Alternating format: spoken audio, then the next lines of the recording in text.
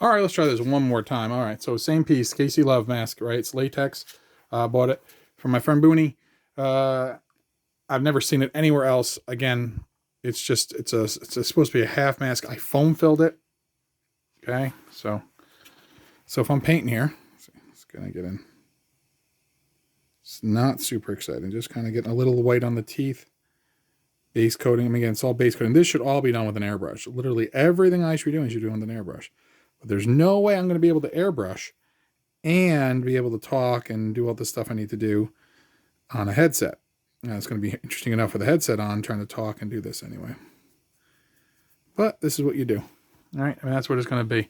And I guess that's what it's going to have to be. It's going to be what it's going to be. So, anyway, so, yeah, I mean, I guess I could try airbrushing, but it's going to be loud. You can't really hear anything. So, just not quite sure on this guy yet what I want to do by way of like skin tones or not. I'm thinking, my first thought was like dark, but then I'm thinking like, ugh, do I really want to go super dark with them and kind of lose all this? Because there's lots of really great stuff sculpted. I mean, it's Casey, so it's great. I mean, I know the teeth are going to have a base of white, so I feel I can base them in a little bit with a titanium buff, just to kind of give them a little something, you know. The key being is that I don't know yet. I don't know. I figured him because he's light, he's easy to hold and move. Compares to the Mojang piece that you kind of can maybe see over there in the corner. You don't really see it. I mean, the office is a mess. My entire life is a mess, but you know, that ain't nothing new. Which is funny because I teach math, which is all about order and things working. But this is where we're at. Just trying to figure out the camera setup. Again, nothing super major here. Just basic stuff. And, you know, it's just old. I mean, this is like Artist Loft paint. Nothing special. I'm not using anything crazy.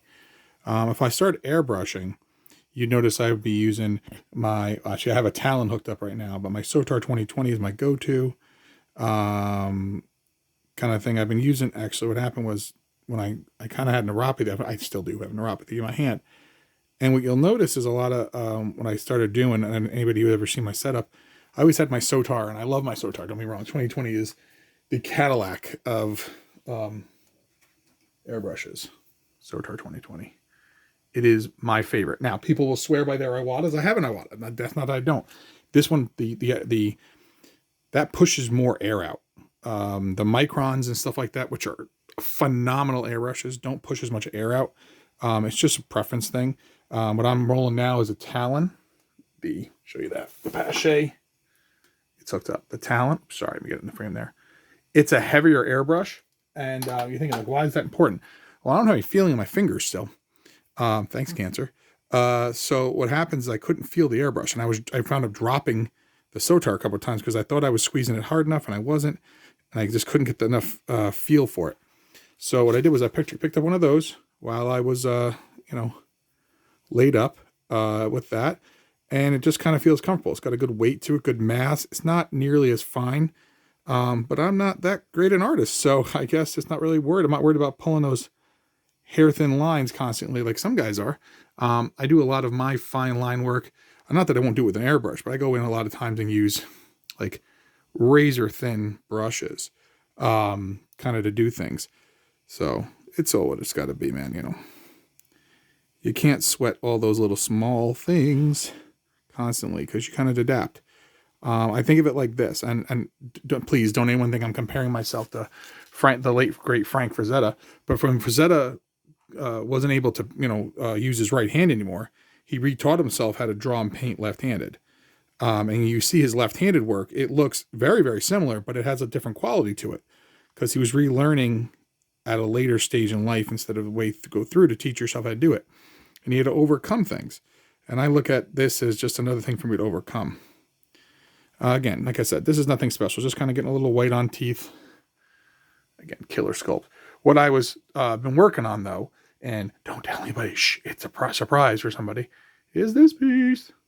It's going to be, this is a Jeff Yeager sculpt put out by, oh, good gravy. I forgot Angelo and Scott's company's name. I totally blanked on their name. Sorry guys. I'm old. This happens. But I've actually painted the full size magnet before. This is it's like a trash cast from the top, from the bust. I resculpted a good majority of the hat brim, part of the hat, the nose. Some of it wasn't there to resculpt that. You can see some of the hair is cut back. Obviously, it's not finished, but this is getting mostly done. This is for a present, so I wanted to kind of work on that, and that's what I've been working on the last couple of days. Although I've worked so minimal on pieces, unbelievable. Thanks school and everything, kind of gets in the way of that hobby, right? No, I'm joking. Like obviously, I love my job, but I just don't have a ton of time. And this in the winter, you're running all over the place, kind of thing. And COVID has kind of made things interesting, to say the least. Trying to get things done. People, say, well, you have all this time. And it's like, I have all this time, but I spend so much more time doing like double the work because I have kids in the building and kids at home. And I wind up spending more and more time. Grading now takes 3 times as long because it's digital and and nothing works the way it should, et cetera, et cetera. But be as it may, that was one of the pieces I was working on. The other pieces I finished, I don't have them here. They're over there. I finished a Pennywise that was sculpted by the great Mark Van Tine. I actually am almost done. Let me show you. Almost done with this. This thing is. This is the Demonoid. His horns have to go in here. That's what goes in there. This was sculpted by my buddy Mark Sutter. Mark Sutter. Excuse me. Good grief, not Mark Sutter. Ralph. Sorry about that. My other friend. So Ralph sculpted this, my buddy, who did that, and I'm just painting this in. So sorry about that, Ralph. I do have another friend who's named Mark. Wrong with Sutter. Anyway, so yeah, this is again probably about it for now on this. I mean, again, I'm just going to touch up them. This is again nothing special, just kind of doing my thing. I know most people don't really care. My jibber jabbering away. Anyway. But now, again, this is not from anything in particular, but this definitely would be at home in any B movie. It's the one thing Casey does, I love this about Casey's work, and, I'm not afraid to say these things. I said it to his face. So, I love when he does the teeth like this, the teeth that just jut out. Like he did this on the Yeti, and I think the Great White Ape of Mars, or whatever the heck the name of that other one was. And he did it on his Plague Werewolf and stuff like that. And every one of those pieces I'm describing are not anywhere around here. In fact, the Great White Ape, I think, is at my dad's house. So I have another one put away somewhere, but I don't know where that is. It's in a box. So, but he does that maw, kind of like the mouth sticking out, like so visceral. And so like, these are gums. And when you paint this, I mean, obviously this was soft, and now, you can hear it's hard. So when you paint this in, you want to go in with your pinks and stuff. And you want to keep it soft. Let me show you an example of another different Casey piece. I did a class with him. We did an alien mask. Let me pull the mask up right here. Can I get the mask? If I can grab it. It's on the mannequin head. That's why. So let me put this guy down for a second. So you see the mannequin head here? Here he is. Okay, it's kind of hard. He's big, right? And you think, and this is rubber, right? It's on a mannequin head. But look at the teeth. See those teeth? See how it bulges out a little? It gives it like an otherworldly feel. Now, those teeth have, they've been painted in, and again, the whole jawline stuff. And notice the different texture. So the eye, it's got metallics in it with a high gloss on top and resin on top of it. The teeth, really kind of gross looking, but you always want to make sure you make them look real. And the highest compliment someone can pay, at least I think, to somebody, is that when they paint something, like something that's supposed to be hard, and it looks soft. And to me, when I can accomplish that, I think I've accomplished something. So when I'm done, and I get in here and I really get in and work the reds and the different things, and I age the teeth and the whole nine, I want to go in and wet this down. And you use a lot of high, let's see if I got it here. Do I have it? Let me see. This will work. High gloss varnish. That'll work. But the great thing, and I'm a fan of this too, triple thick. This stuff is like brush on, like hard glaze, and it'll make this thing look wet and malleable and stuff. And the key is making in here look different than the tongue and your eyes and like in your ear holes. This guy doesn't have a nose per se, but like up in the nose and stuff. So you want to work your color and work your wet level. And I know that might sound weird, but like it's true. Think about the inside of your nose is moist, but it's not moist like the saliva in your mouth. And if you've never thought about that, okay, then again, it's weird. Again, if you look at like search histories on things, like the things I look up and look for references on, and like wounds and things like that, like that's, the FBI would have a field day kind of figuring out, like, why is he looking that up? And he's like, oh yeah, because he's painting a Hellraiser figure, or he's painting a whatever, why is he looking up, like rust on metal? And then the next search is like, metal hooks. And the next search is like, leather and like whatever. And it's like, oh, he's painting a Hellraiser figure, or he's painting a whatever. Paint these bottom teeth real quick. So that's part of the thing. And I think any artist, and I certainly don't consider myself to be a great artist by any stretch of imagination, but I think any artist, no matter what level, has to get inspiration from somewhere. And if that inspiration, or you're trying to reference something or whatever, you got to kind of look. Now, some people really love nature, and I do too. I love going and looking at nature, natural things. See those bottom teeth in there? Again, nothing special, just kind of get a little coat on them. So they're coated. And then you kind of work from there. And I try to figure what I want to do with them. I thought dark black might be cool, but I was like, man, it's going to look horrible. Then I'm thinking make purples or something. I'm just not sure.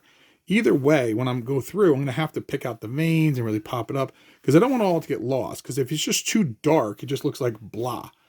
And that's not really what we're going for here. What we're really going for here is the idea that, that it's a real creature, that it could be alive, that it could be just a snapshot in time of some creature you're looking at.